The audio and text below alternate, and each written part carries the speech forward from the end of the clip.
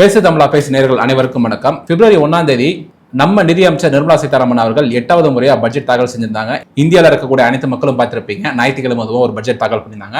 அதெல்லாம் முன்னாடியே பேசப்பட்ட விஷயங்கள் என்னன்னா, ஞாயிற்றுக்கிழமை வருது பட்ஜெட்ல அப்படி தாக்கல் பண்ணுவாங்க அப்படின்னு சொல்லி இந்த விஷயங்கள்லாம் ஜனவரி மாசம் டிசம்பர் மாசத்துல இருந்தே ஒரு பேசு பொருளா இருந்தது. நரேந்திர மோடி அவர்களா நீங்க பட்ஜெட்டை தாக்கல் பண்ணுங்க, இந்த இஷ்யூ வந்து நம்ம பாத்துக்கலாம் அப்படின்னு சொல்லியிருக்காங்க. ஆனா அந்த வரிசையில பிப்ரவரி 1 பட்ஜெட் தாக்கல் பண்ணிட்டாங்க ஒரு ஞாயிற்றுக்கிழமை. அந்த பட்ஜெட்ல தமிழ்நாட்டுக்கு எதுவுமே கொடுக்கவே இல்லை அப்படின்ற ஒரு குற்றச்சாட்டுகள்லாம் திமுக அரசாங்கம் வச்சுட்டு இருக்காங்க. திருக்குறள் படிக்கல, திருக்குறள் படிச்சாங்கன்னா தமிழ்நாடு பேருனே இல்லை அப்படின்னு சொல்லிட்டு ஒரு அரசியல்லாம் பண்ணிட்டே இருக்காங்க. அதுல இன்னொரு விஷயமும் சொல்லணும் அப்படின்னா, நம்ம தமிழ்நாடு பட்ஜெட் கொடுக்குறப்ப கோயம்புத்தூர் பேரு, சேலம், கன்னியாகுமரி, இந்த மாதிரி எல்லா தூத்துக்குடி, இந்த மாதிரி எல்லா ஊரோட பேரும் சொல்லிட்டு இந்த ஊருக்கு இவ்வளவு ஒதுக்குறோம் அப்படின்னு சொல்றாங்க. ஒரு திட்டத்தை ஒதுக்குவாங்க, மகளிர் உரிமை தொகை திட்டம் அப்படின்னு சொல்லி ஒரு திட்டத்தை அறிவிப்பாங்க. அப்படின்னு சொல்லிட்டு பொதுவாக தான் அறிவிப்பாங்க தமிழ்நாடு மக்களுக்குன்னு. தமிழ்நாட்டில் இருக்கக்கூடிய எல்லா மாவட்டத்தில் இருக்கக்கூடிய பெண்களுக்கு தான் போகுது. அதே மாதிரி தான் இந்திய அரசாங்கம் ஒரு திட்டம் அறிவிக்கிறாங்கன்னா, இந்தியாவில் இருக்கக்கூடிய 29 மாநிலங்கள், யூனியன் டெரிட்டரிஸ் எல்லாத்துக்குமே தான் சேர்த்து போகும். இந்த பட்ஜெட்ல என்னென்ன புதிய அறிவிப்புகள் வந்திருக்கு, அது மட்டும் இல்லாம தமிழ்நாட்டுக்கு இதுல என்னென்ன பலன்களா கிடைச்சிருக்கு அப்படின்றத நம்ம 2 பார்ட்டா பார்ப்போம். இந்த பார்ட் 1 வீடியோல என்னென்னலாம் கிடைச்சிருக்கு அப்படின்றத ஆரம்பிப்போம். வாங்க வீடியோக்குள்ள போகலாம். முதல் விஷயம், ரேர் எர்த் எலிமெண்ட்ஸ்க்கு ஒரு காரிடார் உருவாக்க போறா அப்படின்னு சொல்லியிருக்காங்க. என்னப்பா ரேர் எர்த் எலிமெண்ட்ஸ் அப்படின்னு சொல்லி கேட்டீங்கன்னா, இந்த எலிமெண்ட்ஸ் எல்லாம் வச்சுதான் செமிகண்டக்டர் இந்த மாதிரி விஷயங்கள்லாம் செய்வாங்க. எலக்ட்ரானிக்ஸ் எல்லாத்துக்குமே இந்த விஷயங்கள் தேவைப்படும். சமீபத்தில் பாகிஸ்தான் கூட பாத்தீங்கன்னா, அங்க இருக்கக்கூடிய ரேர் எர்த் எலிமெண்ட்ஸை நாங்க எக்ஸ்ட்ராக்ட் பண்ணி யூஎஸ் வைக்கிறோம், நீங்க அதை நீங்க வச்சு நீங்க எலக்ட்ரானிக்ஸா செஞ்சுக்கோங்க அப்படின்ற ஒரு விஷயங்கள்லாம் பேசினாங்க. அதெல்லாம் ஒர்க் அவுட் ஆகுமான்னு சொல்லி தெரியல. ஆனா உக்ரைன் கூட நீங்க இந்த பீஸ் டீல்லாம் யூஎஸ் போடவும் வந்து உங்ககிட்ட இருக்கக்கூடிய இந்த ரேர் எர்த் எலிமெண்ட்ஸ் 50% நாங்க எடுத்துப்போம் அப்படின்னு சொல்லிட்டு யூஎஸ் எல்லாம் போட்டு இந்த பீஸ் டீல்லாம் போட்டாங்க. அந்த அளவுக்கு உலகம் முழுக்க ரேர் எர்த் எலிமெண்ட்ஸ் அப்படின்ற ஒரு விஷயம் வந்து ரொம்பவே தேவையான ஒரு பொருள். சைனா கூட சமீபத்தில் என்ன பண்ணாங்க, அந்த ரேர் எர்த் எலிமெண்ட்ஸை நாங்க யூஎஸ்ஏக்கு எக்ஸ்போர்ட் பண்ண மாட்டோம் அப்படின்ற ஒரு விஷயங்கள்லாம் வச்சு யூஎஸ்ஏ மறக்கினாங்க. ஆனா யூஎஸ்ஏ ஒரு சில விஷயங்கள்லாம் செஞ்சு, ஏன்னா யூஎஸ்ஏ கிட்ட தான் டெக்னாலஜி ஆண்ட்ராய்டா இருக்கு. சைனா வந்து ஹவாவே அப்படின்ற மாதிரி டெக்னாலஜிலாம் டெவலப் பண்ணாலும், ஆப்பிள் இது போன்ற நிறுவனங்கள்லாம், மொபைல் போன் நிறுவனங்கள், டெக்னாலஜி நிறுவனங்கள்லாம் யூஎஸோட ஒரு ஹெட் குவார்டர்ஸா இருந்தா கூட சைனால தான் மேனுஃபேக்சரிங் பண்றாங்க. ஸோ யூஎஸும் சைனாவும் நேருக்கு நேர் வந்து மோதிக்கொள்ள முடியுமான்னு சொல்லி கேட்டீங்கன்னா கிடையாது. இவங்க நம்பி சைனாவை நம்பி யூஎஸ்ஏ இருக்காங்க, யூஎஸ்ஏ நம்பி சைனா இருக்காங்க. ஸோ இந்த ரேர் எர்த் எலிமெண்ட்ஸ் அப்படின்ற வச்சு தான் மொபைல் போன்ஸ்ல இருந்து செமிகண்டக்டர் எல்லாத்துக்குமே ஒரு ரா மெட்டீரியல். நீங்க ஒரு சாம்பார் செய்றீங்கன்னா பருப்பு ரா மெட்டீரியல், சாம்பார் பொடி ரா மெட்டீரியல், இந்த மாதிரி தான் ஒரு மொபைல் போன் செய்றீங்கன்னா இந்த ரேர் எர்த் எலிமெண்ட் அப்படின்றது ஒரு ரா மெட்டீரியல். இது இல்லாம எலக்ட்ரானிக்ஸ் எதுவுமே கிடையாது. இந்த ரேர் எர்த் எலிமெண்ட்ஸ் நம்ம இப்ப இம்போர்ட் தான் பண்ணிட்டு இருக்கோம். இதுக்கு முன்னாடி நம்ம தூத்துக்குடியில ஸ்டெர்லைட் அப்படின்ற ஆலை இருந்தப்ப நம்ம காப்போர்லாம் வந்து நம்ம எக்ஸ்போர்ட் பண்ற நேஷனா இருந்தோம். அதுக்கப்புறம் இம்போர்ட் பண்ற நேஷனா மாறிட்டோம். அதுக்கு பின்னாடி நிறைய உலக அரசியல் இருக்கு. இருந்தாலும் உங்களுக்கு ஒரு எடுத்துக்காட்டுக்காக சொல்றேன். இதே மாதிரி இப்ப இந்த ரேர் எர்த் எலிமெண்ட்ஸ் நம்ம இந்தியாவிலே உற்பத்தி பண்றோம், நம்ம இந்தியாவில நிறைய செடிமெண்ட் நிறைய மண்ணில் இருந்து நம்ம எக்ஸ்ட்ராக்ட் பண்ணலாம். இந்த மாதிரி விஷயங்களை நம்ம செய்ய ஆரம்பிச்சோம்னா தமிழ்நாட்டில் நிறைய டெபாசிட் இருக்கு அப்படின்ற ஒரு தகவலும் இருக்கு. தமிழ்நாடு, கேரளா, கர்நாடகா, ஆந்திரா, அந்த சவுத் இந்தியாவில் பார்த்தீங்கன்னா நிறைய டெபாசிட் இருக்கு. இதை நம்ம எடுத்தோம் அப்படின்னா நம்ம இந்தியா ஒரு சூப்பர் பவர் ஆகிறதுக்கு ஒரு மிகப்பெரிய விஷயமா உதவும். ஏன்னா யூஎஸ்ஏ, சைனாலாம் இப்ப இந்த மாதிரி விஷயங்கள் டெக்னாலஜி அவங்க கிட்ட இருக்கக்கூடிய இந்த ரா மெட்டீரியல், செமிகண்டக்டர், இந்த மாதிரி விஷயங்களை வச்சுதான் உலக நாடுகள்ல அவங்க சூப்பர் பவரா இருந்துட்டு இருக்காங்க. ரஷ்யாலாம் பாத்தீங்கன்னா நம்மளோட ஒரு பாதி தான் ஜிடிபி அவங்ககிட்ட இருக்கு. நம்மளோட ஒரு பாதி எக்கனாமி ரஷ்யா இருக்காங்க. ஆனா அவங்ககிட்ட டெக்னாலஜி இருக்க ஒரு காரணத்துக்காக தான் யூஎஸோடய நேரடியாக மோதிட்டு இருக்காங்க. ஒன்னாவது, இந்த ரேர் எர்த் எலிமெண்ட்ஸ் நம்ம இந்தியாவில இம்ப்ரூவ் பண்றதுக்கான விஷயங்களுக்கான பட்ஜெட்லாம் ஒதுக்கி இருக்காங்க. ரெண்டாவது, இந்த தேங்காயெல்லாம் ப்ரொமோட் பண்றதுக்காக, தேங்காயில எக்ஸ்போர்ட் பண்றதுக்காக நிறைய விஷயங்கள் பட்ஜெட்லாம் ஒதுக்கி இருக்காங்க. அதுல முக்கியமான விஷயமே பழைய மரங்கள் எடுத்துட்டு புது மரங்கள்லாம் வைக்கிறதுக்காக அதுக்கான நிறைய ஃபண்டிங் ஸ்கீம்லாம் வந்து விவசாயிகளுக்கு கொடுப்போம் அப்படின்ற மாதிரி சொல்லியிருந்தாங்க.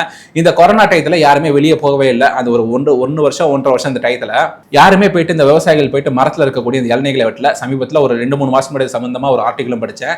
அங்க என்ன சொல்றாங்கன்னா, இந்த மரம் வச்சிருக்கிறதுனால எங்களுக்கு இது யூஸ் இல்லை, அதனால கேரளா, பொள்ளாச்சி இந்த மாதிரி தென்னை மரங்கள்லாம் வச்சு இளநீ பறிக்கக்கூடிய இந்த விவசாயிகள் என்ன பண்ணிருக்காங்க, அந்த மரம்லாம் வச்சிருந்தோம்னா மெயின்டெனன்ஸ் காஸ்ட்லாம் நிறைய இருக்கு, அதனால நம்ம இந்த மரத்தை வெட்டுவோம் அப்படின்ற மாதிரி நிறைய மரத்தை வெட்டிருக்காங்க.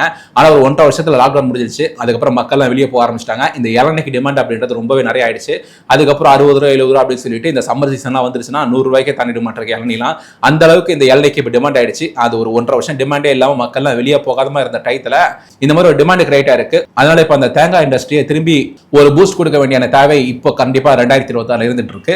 அதுக்கான ஸ்கீம்ஸ் ஒதுக்கிட்டு இருக்காங்க. எந்த அளவுக்கு மத்திய அரசாங்கம் மைக்ரோ லெவல்ல போயிட்டு ஆய்வுகள் செஞ்சு அதுக்கான தேவைகள் செஞ்சுட்டு இருக்காங்க அப்படின்ற ஒரு விஷயத்தை பாருங்க. இது தமிழ்நாடு, கேரளா ரெண்டுமே பிஜேபி ரூலிங் இல்லாத ஸ்டேட். ஆனா 2 ஸ்டேட்டுக்குமே தான் இது பெரிய பலனை தரப்போகுது அப்படின்ற ஒரு விஷயம் இருக்கு. இந்த முந்திரி பருப்பும் கொக்கோ பருப்பும் இந்தியாவில வந்து நம்ம ரா மெட்டீரியல் நிறைய இம்போர்ட் பண்ணி நம்ம முந்திரி பருப்பு நம்ம தமிழ்நாட்டில் நிறைய பேர் அந்த பழங்களை பறிச்சு அதுல இருந்து முந்திரி பருப்பை எக்ஸ்ட்ராக்ட் பண்ணி அதை வறுத்து எல்லாம் விற்கிறாங்க. சமீபத்தில் இபிஎஸ் அவர்கள்லாம் அந்த சுற்றுப்பயணம் போறப்ப ஒரு முந்திரி வியாபாரி வந்து ஒரு கவர்ல முந்திரி வாங்கிட்டு என்னங்க குறை அப்படின்னு சொல்லிட்டு கேட்டிருந்தாங்க.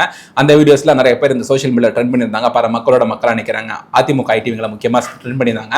அதனால தமிழ்நாட்டில் இந்த முந்திரி பருப்பு நிறையவே ப்ரொடியூஸ் பண்றாங்க. இந்த கொக்கோ பருப்பும் நம்ம ரா மெட்டீரியல் இம்போர்ட் பண்ணி இங்கிருந்து நம்ம அந்த கொக்கோ பருப்பை வறுத்து, அது மட்டும் இல்லாமல் சாக்லேட்ல அந்த ஊட்டி போன்ற இடங்களை செஞ்சு நம்ம விற்கிறோம். இந்த கொக்கோ பருப்பு மற்றும் முந்திரி பருப்பு 100% இந்தியாவில உற்பத்தி பண்றதுக்கு, இந்த ரா மெட்டீரியல் இந்தியாவில உற்பத்தி பண்றதுக்கான வேலைகள்லாம் செய்வோம் அப்படின்ற ஒரு விஷயத்தை சொல்லியிருக்காங்க. சாக்லேட்டும் ஊட்டி, கொடைக்கானல் இந்த மாதிரி இடங்கள்ல நம்ம ப்ரொடியூஸ் பண்றோம். முந்திரி பருப்பும் நம்ம தமிழ்நாட்டில் இருக்கக்கூடிய நிறைய இடங்கள்ல அதை ப்ரொடியூஸ் பண்றாங்க, அதை வறுக்கிறாங்க, அதை நம்பி நிறைய குடும்பங்களும் இருக்காங்க. அதனால மூன்றாவது இருக்கக்கூடிய இந்த விஷயத்திலையும் தமிழ்நாட்டுக்கு நிறைய பலன்கள் இருக்கு. லக்பதி தீதி ஸ்கீம் அப்படின்ற ஒரு ஸ்கீம் இருக்கு. 2023 இந்த ஸ்கீம் ஆரம்பிச்சாங்க. அதுக்கு முன்னாடி ஒரு ஸ்கீமோட கண்டினியூஷன் தான் அந்த ஸ்கீம் இருந்துட்டு இருக்கு. அந்த ஸ்கீம்ல பாத்தீங்கன்னா வருஷத்துக்கு 1 லட்சத்துக்கும் கம்மியா சம்பாதிக்கக்கூடிய இந்த பெண்களுக்கு என்ன பண்றாங்க, ஒரு ஸ்கில்ஸை சொல்லி கொடுத்து, அந்த ஸ்கில்ஸை சொல்லி கொடுத்ததுக்கு அப்புறம் அவங்க அந்த ஸ்கில்லை வச்சு பிசினஸ் பண்றதுக்காக லோன் அமௌண்ட் கொடுத்து, அந்த லோன் அமௌண்டோட இன்ட்ரெஸ்ட் 3% வரைக்கும் தான் இருக்கும் அப்படின்ற ஒரு விஷயத்தையும் சொல்லிட்டு அந்த ஒரு ஸ்கீமை இன்னும் இந்த வருஷமும் தொடரும் அப்படின்னு அதுக்கான பட்ஜெட்டும் ஒதுக்கி இருக்காங்க. இதனால ரொம்பவே குறைவான சம்பளங்கள் சம்பாதிக்கக்கூடிய அந்த பெண்களும் அவங்களோட வாழ்க்கை தரத்தை மேம்படுத்துறதுக்கு இது பயங்கரமாக உதவும். தமிழ்நாட்டில் 40 லட்சத்துக்கும் மேற்பட்ட இந்த பெண்கள்லாம் பார்த்தீங்கன்னா 1 லட்சத்துக்கும் கீழே தான் அவங்களோட வருஷ சம்பாத்தியமே இருக்கு. 1 லட்சத்துக்கு கீழே வருஷ சம்பாத்தியம் இருக்கக்கூடிய பெண்களுக்கு இந்த ஸ்கீம் அப்ளை ஆகும். அதனால தமிழ்நாட்டில் இருக்கக்கூடிய 40 லட்சம் பெண்கள் இந்த ஸ்கீம்ல பலனடைகிறதுக்கான வாய்ப்பு நிறையவே இருக்கு. உமன் ஆண்டர்பிரினர்ஷிப் சப்போர்ட் அப்படின்ற ஒரு ஸ்கீமும் அது மத்திய அரசாங்கம் இந்த வருஷமும் தொடர்றாங்க. அந்த ஸ்கீம்ல எந்த உமன்ஸ்லாம் பிசினஸ்லாம் பண்ணணும்னு சொல்லி நினைக்கிறாங்களோ அவங்களுக்கு 2 கோடி ரூபாய் வரைக்கும் லோன் மத்திய அரசாங்கம் கொடுப்பாங்க. அந்த லோனுக்கு மானியமும் கொடுப்பாங்க அப்படின்ற ஒரு விஷயம் இருக்கு. இதனால பெண்கள்லாம் பிசினஸ் ஆரம்பிப்பாங்க. ஆரம்பிச்சு அவங்க நிறைய பெண்களுக்கு வேலை வாய்ப்பு கொடுக்குறாங்க. அதனால இந்த பெண்கள் சம்பாதிக்க ஆரம்பிச்சாங்கன்னா மேம்பட போறது அவங்களோட குடும்பம் தான். அதனால இந்தியா முழுக்க இருக்கக்கூடிய இந்த பெண்களுக்கு இந்த ஸ்கீம் அப்ளை ஆகும். தமிழ்நாட்டில் பாத்தீங்கன்னா நிறைய பெண்கள் இந்த மசாலா பொருட்கள் தயாரிச்சு அதை வந்து பேக்கேஜ் பண்ணி விற்கிறது, அதை பிராண்டிங் பண்றது, இந்த மாதிரி நிறைய விஷயங்கள்ல பெண்கள்லாம் அந்த விஷயத்துல இருக்காங்க. ஃபுட் இண்டஸ்ட்ரி நிறைய விஷயங்கள்ல பிசினஸ்லாம் பண்ணிட்டு இருக்காங்க. அந்த மாதிரி இருக்கக்கூடிய பெண்களுக்கு அவங்களோட பிசினஸ் எக்ஸ்பேண்ட் பண்றதுக்கு, அவங்களோட பிசினஸ் ஆரம்பிக்கிறதுக்கு நிறைய விஷயங்களுக்கு இந்த ஸ்கீம் வந்து உதவும். தமிழ்நாட்டுக்கு இந்த 5வது ஸ்கீமும் ஒரு பலன் தான் தரப்போகுது. அடுத்து 3 வருஷத்துல 1 லட்சம் அலைடு ஹெல்த் ப்ரொஃபஷனல்ஸ், AHP அப்படின்னு சொல்லுவாங்க. இந்த ரேடியாலஜி ஸ்கேன் எடுக்கிறாங்களா, ஸ்கேன் எடுக்கிற டிபார்ட்மெண்ட், பிளட் டெஸ்ட்ல இருக்கக்கூடிய டிபார்ட்மெண்ட், இந்த மாதிரி இருக்கக்கூடிய இந்த ப்ரொஃபஷனல்ஸ் எல்லாம் பாத்தீங்கன்னா முழுக்க பாத்தீங்கன்னா இந்த மெடிக்கல் ரிலேட்டடா இருக்கக்கூடிய ப்ரொஃபஷனல்ஸ்க்கு ட்ரைனிங்லாம் கொடுக்கறதா முடிவு பண்ணிருக்காங்க. ஏற்கனவே தெரிஞ்சவங்களுக்கு கிடையாது, புதுசா இந்த அலைட் ஹெல்த் ப்ரொஃபஷனல்ஸ் இந்த இண்டஸ்ட்ரிக்கு வரணும்னு சொல்லி இருக்கக்கூடிய இன்ட்ரெஸ்ட் உள்ளவங்களுக்கு இந்த ஸ்கீம் செல்லுபடியாகும். அவங்க இந்த 1 லட்சம் பேர்ல அவங்க தகுதி வாய்ந்தவங்களா இருந்தாங்கன்னா அவங்களுக்கு என்ன ரேடியாலஜி, என்ன டிபார்ட்மெண்ட் பிடிக்குதோ அந்த ஸ்கில்ல சொல்லி கொடுக்கறது மூலியமா இந்தியாவில் இருக்கக்கூடிய இந்த மெடிக்கல் டூரிசம் அப்படின்றது கண்டிப்பா வளரதான் போகுது. தமிழ்நாட்டில் பாத்தீங்கன்னா 25% இந்தியாவுக்கு வரக்கூடிய ட்ரீட்மெண்ட்டுக்கு பார்க்கணும் அப்படின்னு சொல்லி இந்தியாவுக்கு வரக்கூடிய இந்த 25% பாத்தீங்கன்னா 100 பேர் வராங்கன்னா 25 பேர் தமிழ்நாட்டுக்கு மட்டும் தான் தமிழ்நாட்டில் ட்ரீட்மெண்ட் நல்லா இருக்கு அப்படின்னு சொல்லிட்டு தமிழ்நாடு ட்ரீட்மெண்ட் பார்க்க வராங்க. 100 பேர் ஒரு வெளிநாட்டுல இருந்து, ஒரு சப்போஸ் ஒரு USA இருந்து 100 பேர் இந்தியாவுக்கு வராங்க அப்படின்னா அவங்க இந்தியாவில் 25 பேர் தமிழ்நாட்டுக்கு தான் வந்து ட்ரீட்மெண்ட் எடுக்கணும் அப்படின்னு சொல்லி வராங்க. அந்த அளவுக்கு தமிழ்நாடுடைய இந்த மெடிக்கல் இன்ஃப்ராஸ்ட்ரக்சர் அப்படின்றது வளர்ந்ததா இருக்கு. டாக்டர்ஸும் அவ்வளவு திறமையா தான் இருக்காங்க. கவர்மெண்ட் ஹாஸ்பிட்டல்ஸ்ல எப்படின்னு சொல்லி தெரியல, ஆனா பிரைவேட் ஹாஸ்பிட்டல்ஸ்ல நிறைய பேர் வந்து ட்ரீட்மெண்ட் பார்த்துட்டு தான் இருக்காங்க. இந்தியாவில் இருக்கக்கூடிய அனைத்து எல்லா டிஸ்ட்ரிக்ட்லயும் ஒரு மாவட்டத்துக்கு ஒரு பெண்களுக்கான ஹாஸ்டல் வைக்க போறோம் அப்படின்ற ஒரு ஸ்கீம் மத்திய அரசாங்கம் வச்சிருக்காங்க. இதனால தமிழ்நாட்டில் 38 டிஸ்ட்ரிக்ட் இருக்கு. இந்த 38 டிஸ்ட்ரிக்ட்லயும் ஏகப்பட்ட STEM, science, technology, engineering, maths அப்படின்னு இந்த சம்பந்தப்பட்ட நிறைய காலேஜஸ் இருக்கு.